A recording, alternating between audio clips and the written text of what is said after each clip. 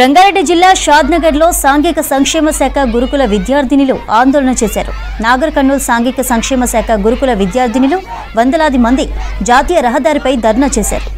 Principal Shailaja తమను వేధిస్తుందని, ప్రభుత్వం నుండి తమకు వచ్చే ఫండ్స్ కేటాయించడం లేదని ఆరోపించారు స్టూడెంట్స్. వెంటనే ప్రిన్సిపల్ను సస్పెండ్ చేయాలని డిమాండ్ చేశారు. ముందు అక్రమాలు ఆపి విద్యను అందించాలంటూ ప్లకార్డులతో నిరసన చేపట్టారు స్టూడెంట్స్.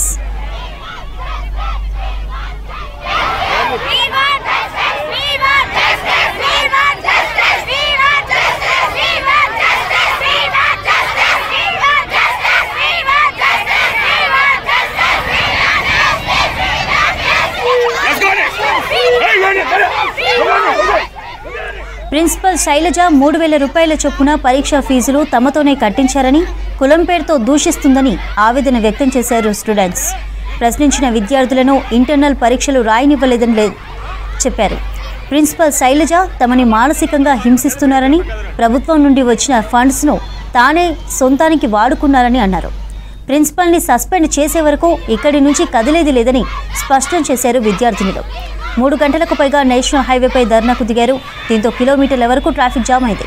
పలువురు స్టూడెంట్స్ను అదుపులోకి తీసుకుని పోలీస్ స్టేషన్కు తరలించారు పోలీసులు.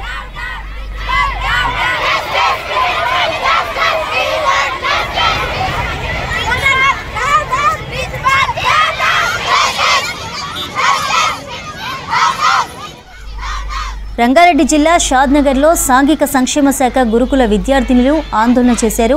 నాగర్ కర్నూల్ సాంఘిక సంక్షేమ శాఖ గురుకుల విద్యార్థినులు వందలాది మంది జాతీయ రహదారిపై ధర్నా చేశారు. ప్రిన్సిపల్ శైలజ తమను వేధిస్తుందని, ప్రభుత్వం నుంచి తమకు వచ్చే ఫండ్స్ కేటాయించడం లేదని ఆరోపించారు స్టూడెంట్స్. వెంటనే ప్రిన్సిపల్ను సస్పెండ్ చేయాలని డిమాండ్ చేశారు.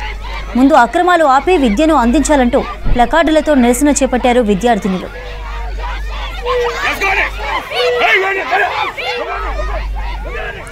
ప్రిన్సిపల్ శైలజ 3,000 రూపాయల చొప్పున పరీక్షా ఫీజులు తమతోనే కట్టించారని, కులం పేరుతో దూషిస్తుందని ఆవేదన వ్యక్తం చేశారు స్టూడెంట్స్. ప్రశ్నించిన విద్యార్థులను ఇంటర్నల్ పరీక్షలు రాయనివ్వడం లేదన్నారు. ప్రిన్సిపల్ శైలజ తమని మానసికంగా హింసిస్తున్నారని, ప్రభుత్వం నుండి వచ్చిన ఫండ్స్ తానే సొంతానికి వాడుకున్నారని తెలిపారు. ప్రిన్సిపల్ని సస్పెండ్ చేసే వరకు ఇక్కడి నుంచి కదిలేది లేదని స్పష్టం చేశారు స్టూడెంట్స్. 3 గంటలకు పైగా నేషనల్ హైవేపై ధర్నాకు దిగారు. దీంతో కిలోమీటర్ల వరకు ట్రాఫిక్ జామ్ అయింది. పలువురు స్టూడెంట్స్ను అదుపులోకి తీసుకుని పోలీస్ స్టేషన్కు తరలించారు పోలీసులు.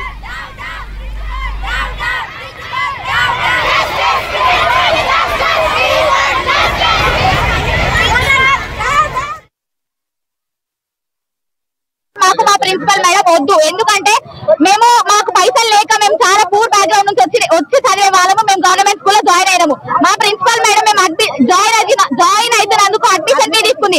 మాకు డోస్ అడ్మిషన్ అని ఒకటి ఉంటుంది, దానికి ఫీ తీసుకుంది. మాకు ఇప్పుడు ఎగ్జామ్స్ ఎగ్జామ్ కి ఫీ తీసుకుంటుంది. ఇక్కడ అయిపోయినాక వాళ్ళు మెమో కోసం వస్తే మెమో కోసం తీసుకుంటుంది. సిచ్యువేషన్స్ ఇంట్లో బాగాలేక మ్యారీడ్ అయిన వాళ్ళు ఎడ్యుకేషన్ ఎందుకు ఆపాలని వచ్చి చదువుకోవాలనుకున్న వాళ్ళతో కూడా 10,000 డిమాండ్ చేస్తుంది. మీకు వచ్చే డౌరీలో నాకు సగం ఇయ్యని అడుగుతుంది. అసలు ఎవరు ఇచ్చారు సార్? మాకు ఏం లేకనే మేము ఇక్కడ జాయిన్ అయింది.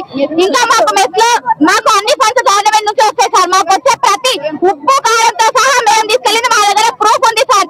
వర్కర్స్ ని మేడం సార్ అడ్వాంటేజ్ గా తీసుకొని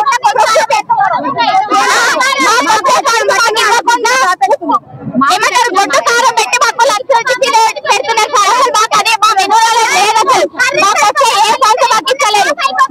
మా సెక్షన్ ఇయర్లీ 500 మెంబర్స్ ఉంటారు సార్. మాకు 500 మెంబర్స్ చేసే స్ట్రెంత్ ఆ వంట అసలు ఎవరికి రాదు. మినిమం 1 క్లాస్ కూడా సరిపోదు. అది కూడా జస్ట్ హెడ్ ఆఫీస్ కి ఫోటో పెట్టడానికి మాత్రమే, జస్ట్ ఫోటోకి మాత్రమే అది చేస్తారు. దాంట్లో పెడతారు. పేరెంట్స్ కంప్లైంట్ ఇస్తే ఆ గొప్ప చనిపోయింది మా సీనియర్.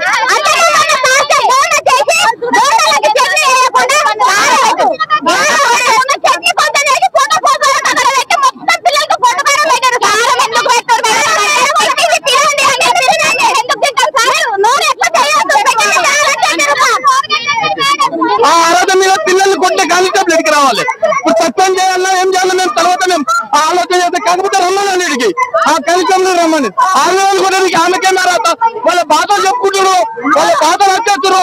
వాళ్ళ ఫుడ్ కరెక్ట్ లేదు, తిండి కరెక్ట్ లేదు, ఉన్నది కమల లేదు. బాధితులు ఈ పాపలు కొట్టడానికి వాళ్ళకి ఎంత ఇమ్మీడియట్ సస్పెండ్ చేయాలి. కానీ ఇడికి రమ్మని కారణం ఏంటో లేడీస్ కానిస్టేబుల్ సార్